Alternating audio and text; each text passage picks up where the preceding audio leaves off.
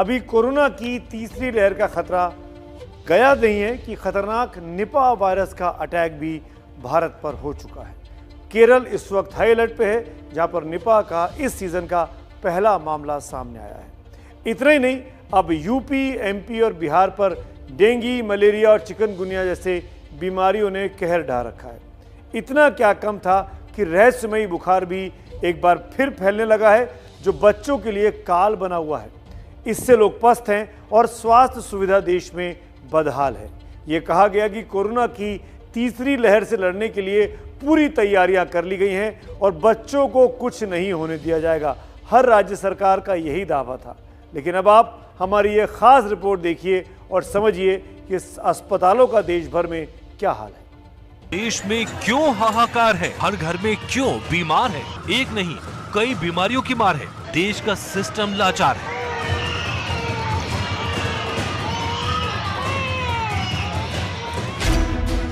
Corona की तीसरी लहर का खतरा भी टला नहीं कि नई नई बीमारियां फैल रही हैं। अस्पताल बेहाल हैं, कई जिलों में बेड फुल चल रहे हैं, डॉक्टर कम पड़ रहे हैं, कई बीमारियां तूफान की तरह बढ़ रही हैं।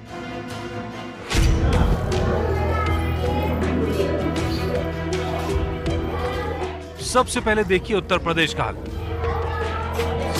यह मथुरा के हथियाबली गांव का हाल, जहां एक ही परिवार की 3 सगी बहनों में से 2 की मौत डेंगू से हो चुकी है और तीसरी का इलाज चल रहा है। मथुरा के कम से कम 20 गांव में डेंगू फैल रहा है, पर हैरत की बात यह है कि इस जिले में डेंगू, स्क्रब टाइफस और लेप्टोस्पाइरोसिस जैसी बीमारियों की टेस्टिंग है ही नहीं। मथुरा ही नहीं, बस्ती और एटा जिला की ये तस्वीरें पूरे मेडिकल सिस्टम का हाल बता रहे हैं। अस्पतालों में मरीजों की लाइनें लगी हैं, बच्चों पर बीमारियों का प्रकोप दिख रहा है।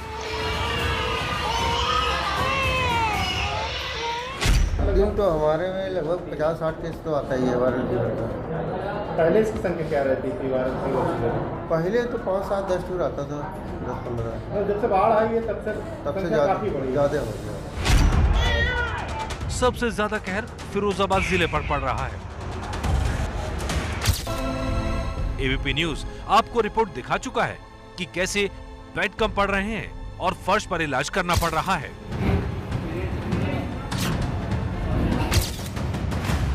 फिरोजाबाद में केंद्रीय स्वास्थ्य विभाग की टीम पड़ताल के लिए पहुंची तो पता चला एक नहीं 3 बीमारियों का प्रकोप फिरोजाबाद में है। डेंगू जो मच्छरों से फैलता है, स्क्रब टाइफस जो रेंगने वाले कीड़ों से फैलता है और लेप्टोस्पाइरोसिस बीमारी जो बैक्टीरिया से फैलती है।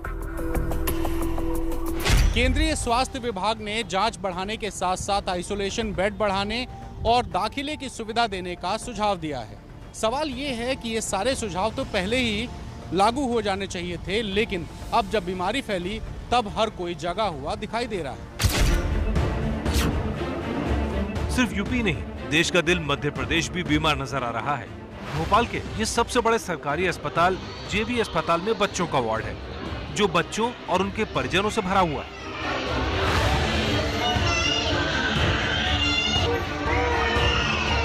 ये बच्चे वायरल फीवर की चपेट में हैं।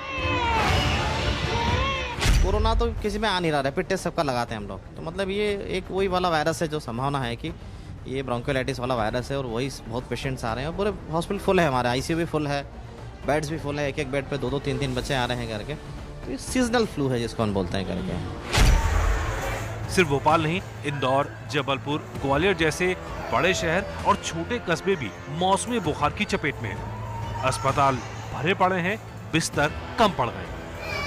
तो जिस एरिया में जहाँ भी कोई केस निकल रहा है वहाँ पर पूरा सर्वे किया जाए, ट्रेस आउट किया जाए पूरी, जिससे कि जो भी डेंगू है या अन्य मौसमी बीमारियाँ या वायरल है उसका प्रभाव न बढ़ सके। एमपी के ही मंदसौर में भी डेंगू का कहर नजर आ रहा है।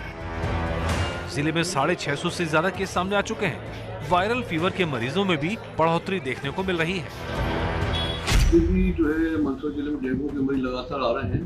कल भी जो है 22 मरीज आए हैं, 658 मरीज हो चुके हैं और जिसके अंदर जो है 524 तो प्रॉपर मंदसौर की कोरोना की तीसरी लहर की आशंका के बीच मध्य प्रदेश में वायरल फैला है और बहुत जोरों से फैला है। मध्य प्रदेश के सभी सीमावर्ती जिलों में अस्पताल भरे हुए हैं, मगर सबसे चिंता की बात यह है कि वायरल बुखार इस बार बच्चों में ज़्यादा फैला है। डॉक्टर्स का कहना है कि बच्चों में हम कोरोना का टेस्ट करवा रहे हैं, मगर ये कोरोना तो नहीं है, मगर आने वाले दिनों में कोरोना की आशंका से इनकार नहीं किया जा सकता। यही हाल बिहार का नजर आ रहा है। पटना और मुजफ्फरपुर में बच्चों में रहस्यमय बुखार तेजी से फैल रहा है।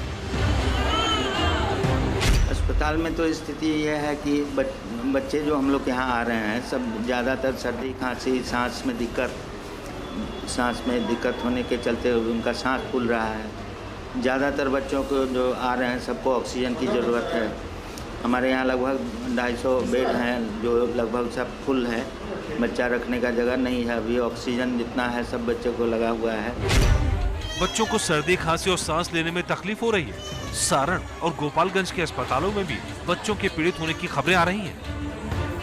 देखिए, वायरल अभी खासकर जैसे कॉमन कोल्ड वायरस का जो ग्रुप है, जैसे इन्फ्लुएंजा वायरस, पारा इन्फ्लुएंजा वायरस, एडिनो वायरस, रियो वायरस, RSV वायरस, ये सब एक कॉमन वायरस ग्रुप है जो बच्चे में अफेक्ट कर रहे हैं। अब जैसे ब्रोंकियोलाइटिस जो हो रहे हैं इसमें ज़्यादातर RSV वायरस के कारण होते हैं, और अदर वायरसेस कभी कभी बच्चे के ब्रेन में भी चले जाते हैं, ब्रेन में हिट कर सकते हैं, जिसके चलते उसको इनकेफ्लाइटिस का भी प्रकोप हो सकता है।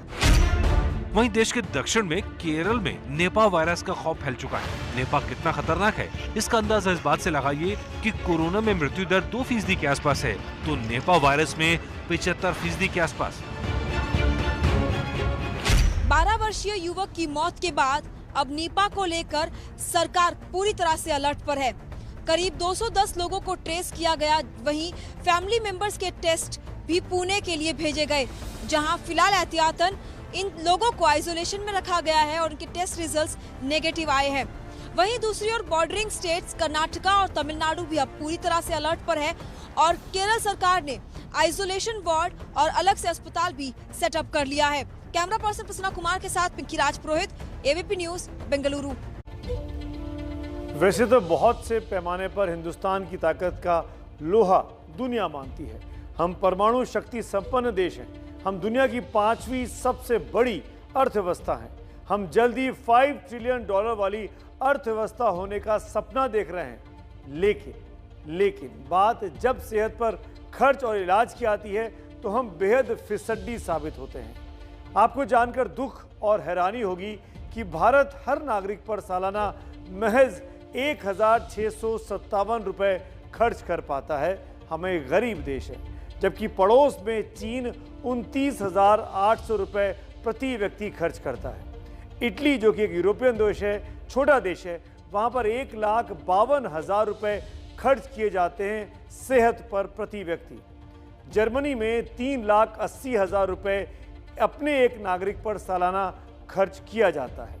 और अमेरिका की तो बात सुनिए, 6,06,000 रुपए प्रति व्यक्ति खर्च अमेरिका करती है अपने देश में। यानी कितना अंतर है, कहाँ हम 1,000 और कहाँ अमेरिका 6 लाख रुपए हर व्यक्ति के सेहत पर खर्च कर सकता है।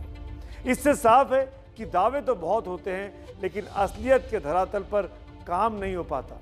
कोरोना की दूसरी लहर के बाद भी दावे किए गए थे, लेकिन हुआ कुछ नहीं। और अब तीसरी लहर की खतरनाक आहट भी सुनाई पड़ रही है। जिस तरीके से त्योहारों के मौसम के आते से ही केस भी आने बढ़ रहे हैं।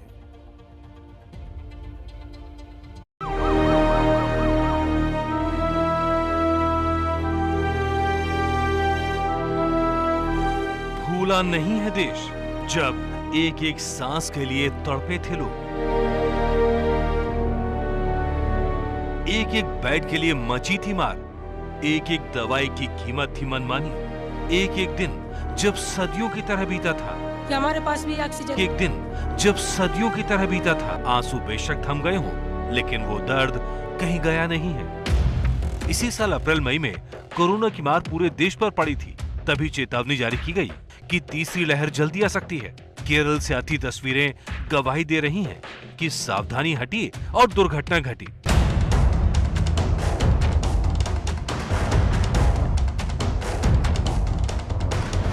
ये तस्वीरें केरल के कोट्टयम से सामने आई, जहां कोरोना का असर शहरों ही नहीं गांवों तक पहुंच गया है।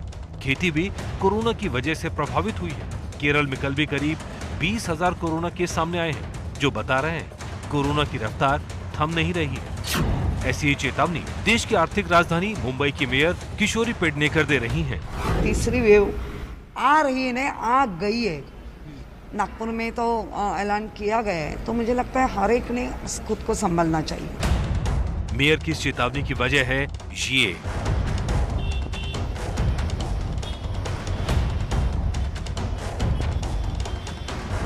मेयर जब दौरे पर निकली तो दादर मार्केट हो या क्रॉफर्ड मार्केट, हर जगह भीड़ ही भीड़ नजर आई। ऐसी ही चेतावनियों को पहले भी अनसुना किया गया, जिसके चलते दूसरी लहर आई।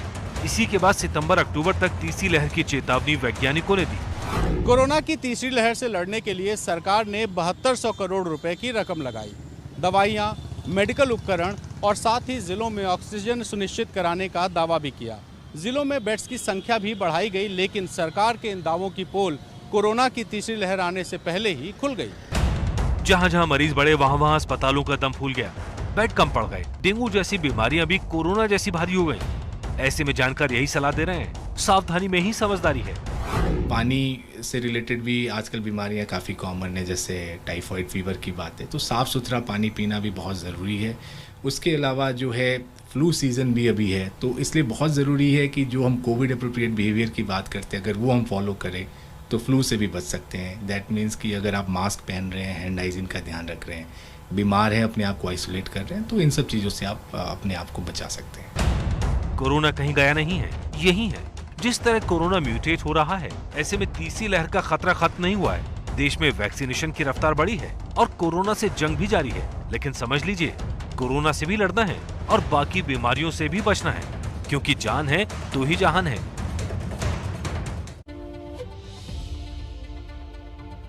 कोरोना का खतरा लगातार कायम और इससे बचने के लिए बेहद जरूरी है कि आप मास्क को पहन कर रखिए। वैक्सीन लगवाने के बावजूद मास्क पहनना बेहद जरूरी है।